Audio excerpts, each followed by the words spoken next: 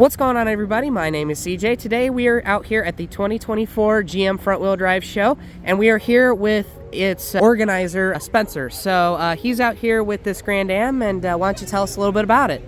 Yep, so as far as the show itself goes, our group's been around for about 10 years. Next year's going to be 10 years.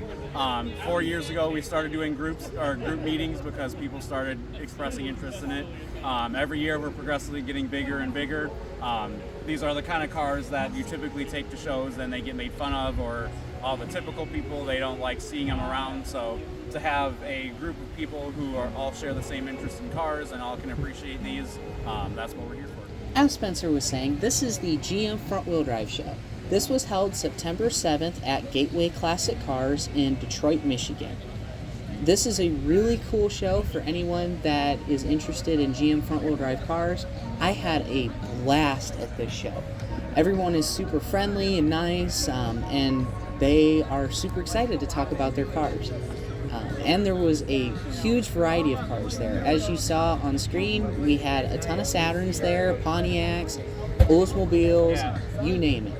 And it was a really, really fun show. So this video is kind of an overview of what happened, a look at some of the cool cars that were there, and some owner interviews.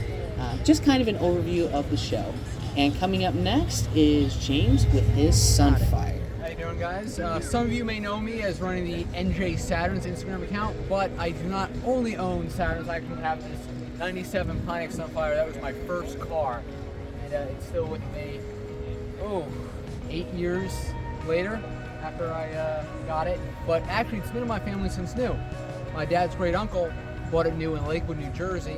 Then after he died, it became my grandparents' car, and when they didn't need a second car, my dad got it. He used it to commute to work for a little bit before he decided, hey, I'm going to buy a new car. So this kind of became a secondary car, and then when I got my license, it became my car. Currently, it has 103,000 miles. I have a lot of the original paperwork, so over here on the side, we have the original window sticker. Starting price was $12,199. It's got option group 1SB, air conditioning, the radio, tilt steering wheel. That's $1,300. Then it's got a 4-speed automatic. Most of these cars either had a 3-speed auto or a 5-speed manual. This has the 4-speed auto, which actually really helps with fuel mileage. You think, well, a manual of this era would get better fuel mileage, and it probably does. It probably gets even better than this. But on the way here to Michigan, I was getting 37 highway. That's fantastic. And then the other option it's got was the cigarette lighter, which is $15. So that brings the total price of this car to $14,879. Imagine finding a car for that price today. You can't do it.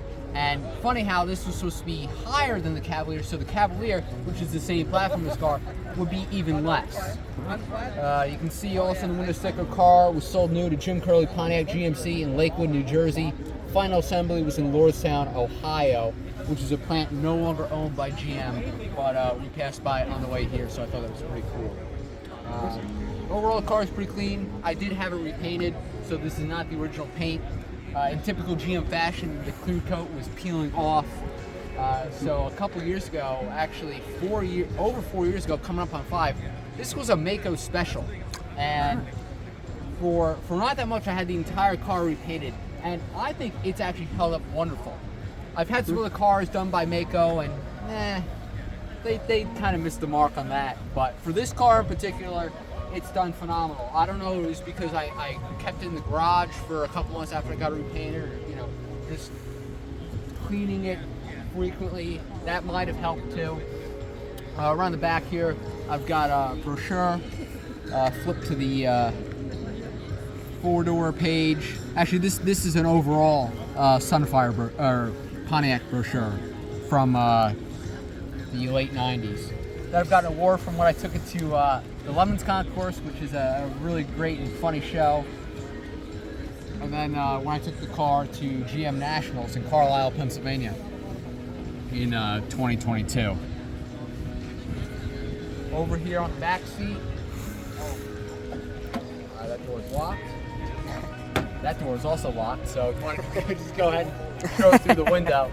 I've got a whole bunch of ads for the car, as well as that magazine down there has the Sunfire concept. The actual concept car is at the Pontiac Transportation Museum in Pontiac, Michigan.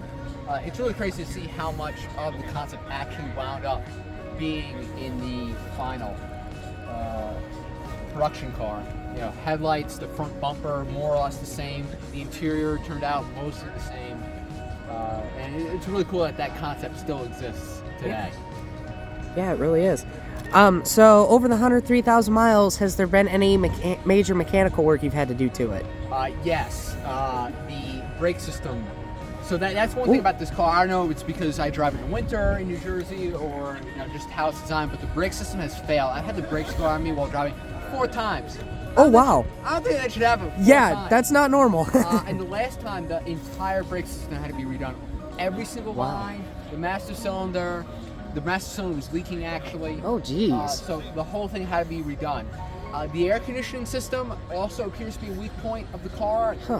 Quite regularly, like almost every summer, the AC doesn't work. This time I had to top it off, but I think in a year from now I'll have to get it addressed. Gotcha. But in terms of like the engine itself, I haven't had any problems with. I haven't had any cooling problems really. The only time I ever remember getting a check engine light was when I happened to go through some water on the road and the water got kicked up, and then it threw a code, and I turned the car off and turned it back on and it would clear itself. Wow. The other time I also got a code was my first job. I used to deliver pizzas. I delivered pizzas in this car, and sometimes I'd be going back out, so I wanted to turn the car off. Well, one time I parked in a lot thinking I'd be out in a minute, and the car was idling for an hour. Oh, wow. Unlocked. Oh, and I don't know how no one stole. I guess they don't want this. And it had a check engine light from idling for an hour. But then I turned it off, turned it back on, and it cleared. Nice. How much gas did you use during that time? Well, probably not that much. Probably enough to be like, damn. But that was a while ago when gas was probably like 2 something. Yeah. Go ahead and open it up. Manual locks, manual windows. See, kind of throw some Pontiac memorabilia on the floor there when I moved the car. But I've got these postcards here. Oh, wow, that's so cool. Oh, that's so 97. Neat. This is another Sunfire jacket. Obviously, I'm wearing the blue one, but this black one is a little smaller. And it also says Sunfire there. Oh, that's so cool. Pontiac down the arm. Got my owner's manual, of course. Wow, I like the picture they used for that. Oh, yeah. And then inside, this is where the window sticker was. You can see where the VIN kind of got worn off. I got my Jim Curley business cards from Lakewood. Nice. And then a Sunfire brochure. Oh, that's so neat. Just look how 90s these colors are. This is like Microsoft Paint gone wild. Yeah. Oh, yeah, that is so incredibly 90s. I love it. It's like, wow, we're going to put our car up in the sky. Yeah. Hey, it's Mount Rushmore, but incredibly saturated. I'd love to know what they're like, yeah, let's do that for Yeah, that'll look good, yeah. Wow. It was definitely a different time. Oh, yeah. And here are some of the wheel options. So this hubcap is what my car has. This is another option. I think these were the two, I believe these were the, those look like alloys, yeah. Yeah. Okay, because these are the 14-inch hubcaps. These are the 15-inch hubcaps. These are 15-inch alloy wheels. These are 16-inch GT for the GT trim. Nice. You can see color options here. Options. Yeah. So I guess this 49. Yep, 49 is what this car. Yeah. They really didn't have a bad color. I like all of those. Yeah. So. Oh. The end of it. Yeah. Awesome. Cool. Well, thank you so much for taking the time to bring it out and taking time for the short little interview. Hey, my pleasure. It's a nice little car. And guys, he's not joking about this paint. Like, this is probably like some of the smoothest paint I've ever felt on a car. So, props off to James for taking good care of his vehicles. So anyway, that's it for this one. Moving inside, I thought it would be a really cool opportunity to take a look at the venue that this event was hosted at. This is Gateway Classic Cars, located in Detroit, Michigan, and they have all kinds of really neat cars, anything from muscle cars to, you can see there's a K car, that's a TC by Maserati, and there's Pontiac Solstice. Like, they just have a huge variety of cars there. And the neat thing is that they're all for sale. So you could walk in and drive home in a new-to-you car, which I think is really neat. Their pricing was actually pretty reasonable too. So if you're interested or you're in the area, this is a cool place to stop in at. Again, they have a little bit of everything. So regardless of your interest in cars, they should have something to, fill that need.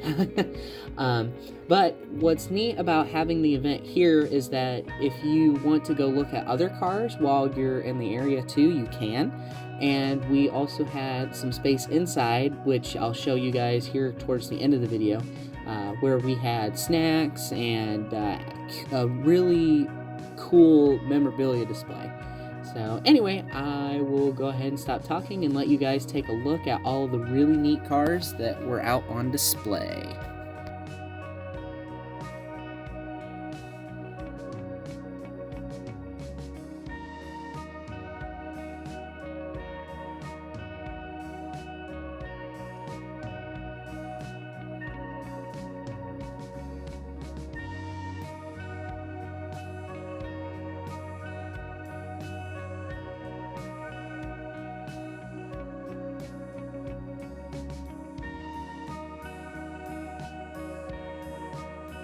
About it. This is a 2002 Pontiac Grand Prix. Still a little rough, but I'll tell the story on it. I got it from a guy on Facebook Marketplace in Detroit. He bought it and was going to fix it, and then realized that it's a little bit more than what he wanted to get into, so he put it up for sale.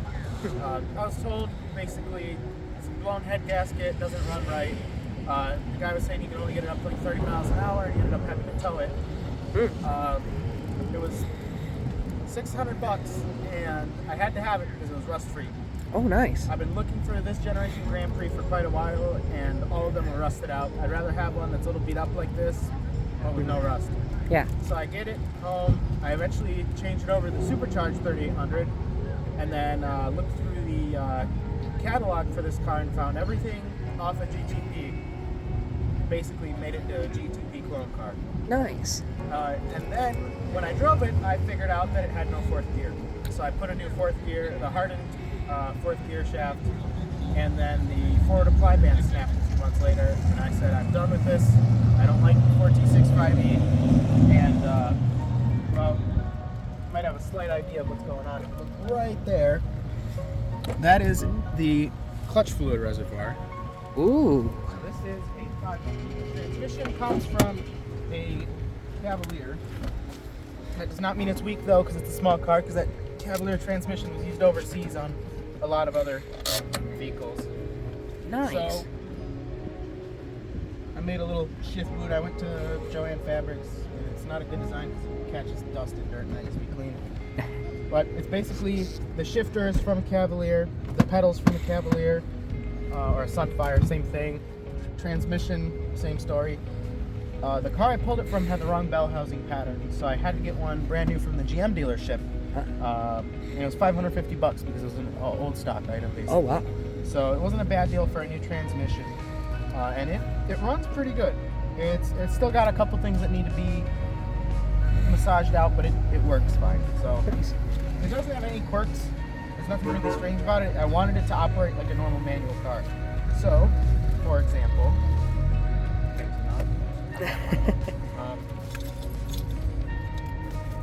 Cut that out too.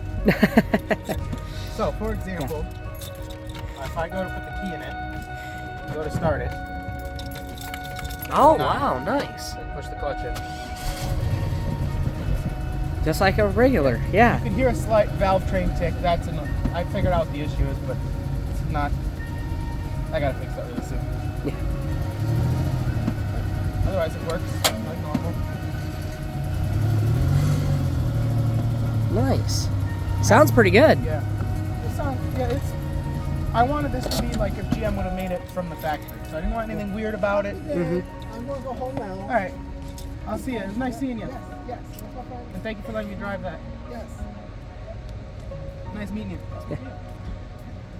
I wanted it to be how GM would have done it from the factory. So I didn't want anything weird. I didn't want any, just basically a GTP with a 5-speed swap. Yeah. Yeah, well, I think you've succeeded. I mean, I honestly, I didn't know that you couldn't get these with a manual, so. No, previous generations could. These ones you could not. Gotcha. I had a couple things going on with this car. It's I didn't put new head gaskets. You know anything about a 3.8? It's very, very hard to put head gaskets on it.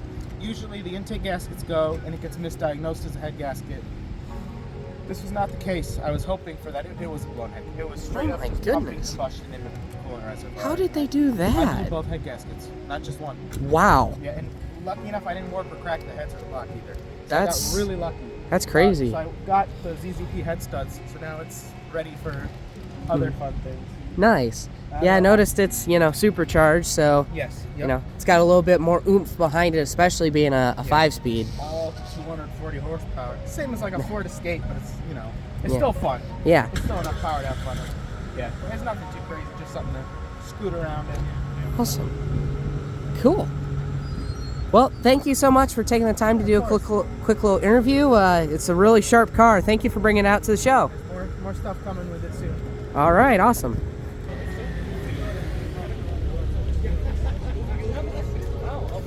One is a 1995 SC2. It's got the 1.9 twin cam. Pretty much stock. I have changed out the radio. It did come originally with the CD player with the graphic EQ, but it did not work when I bought the car. So I have changed out the head unit and the speakers. But other than that, roll-up windows, manual locks, no sunroof. It's just your basic SC2. Awesome. What year is it? 1995. 1995. Awesome. And is it equipped with the automatic or the manual? It's automatic. Automatic. Cool. So how long have you had this one? I bought this in June. June? I've had it for about 2 months, 3 months now. It's got 161,000 miles, getting ready to roll to 162. Awesome. Nothing for these cars, really. Should still have a lot of life. Awesome. So it's interesting because I'm actually still relatively recent to Saturn ownership.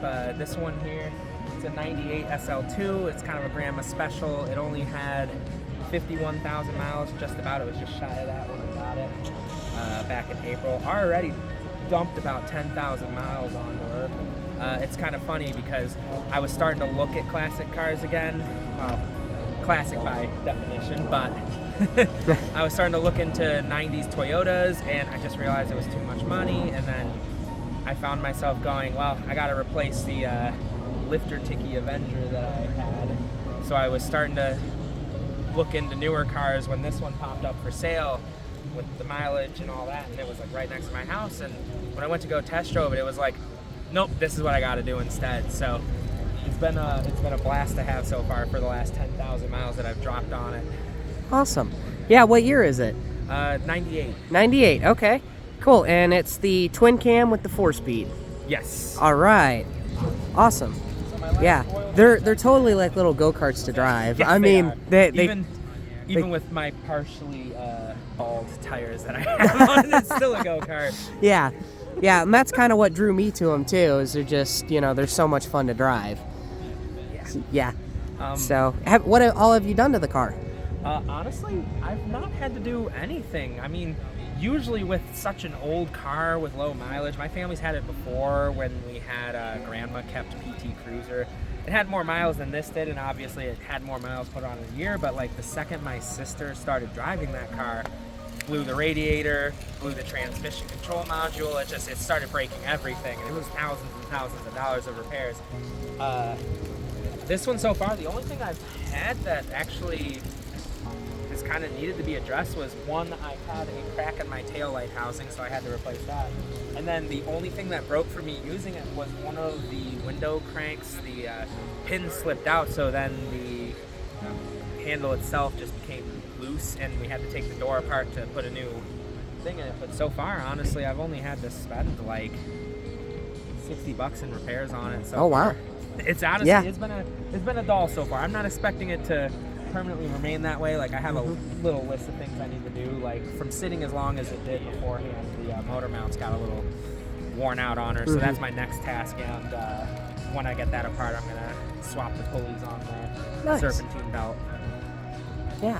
Yeah, well, it's crazy just how long these last if you just keep up on them a little bit. So, yeah. Well, awesome. Thank you so much for taking the time to do a quick interview, and thank you for bringing out your car. It's really sweet. And thank you for interviewing me. So I actually just bought this probably a month ago. My typical taste in cars kind of heavily goes around Pontiacs. I have this. I have a 98 Grand Am, an 89 Grand Am. I'm trying to buy a 1991 Bonneville SSE. So this actually kind of fell into my lap. I had a friend of mine whose cousin was moving and they didn't want to take it with them. So he's like, I know the perfect person for it. And I drove out to Erie, Pennsylvania to go buy it. Awesome. Yeah. What year is it? Oh, this one's an 89. 89, nice. So what are kind of some of the options that this one has on it? So as far as I know, this is pretty fully loaded. It has a little driver info center. It does like a bulb check, fluid check, stuff like that, which is pretty cool. advanced for an 89. Yeah. And then it has the quad 4 engine, which is the higher powered engine for this year, is the optional engine. It is a very fun engine. It's very peppy. It likes to rev. And honestly, for as small as this car is, it has plenty of power to have a lot of fun.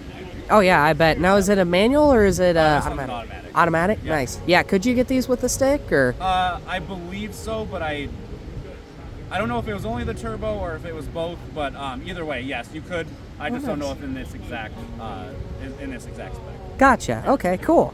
Yeah, well, it's a really cool car. Thank you so much for taking the time to do a short little interview about it, and thank you for putting on this show. It's a great turnout, lots of great folks, and we really appreciate what you do. All right, thank you. Moving back inside Gateway Classic Autos, we're going to take a quick look at the memorabilia out on display. Richard is responsible for the majority of the memorabilia, and this year's theme was Oldsmobile, so he had a lot of really cool Oldsmobile memorabilia set out. I'd like to take the time to thank Spencer and all those responsible for the planning of this event. It was really fun, and if you're interested in attending the next one, their details are posted on the Classic GM Front Wheel Drive Society page. And that's it for this video. Hope you enjoyed it.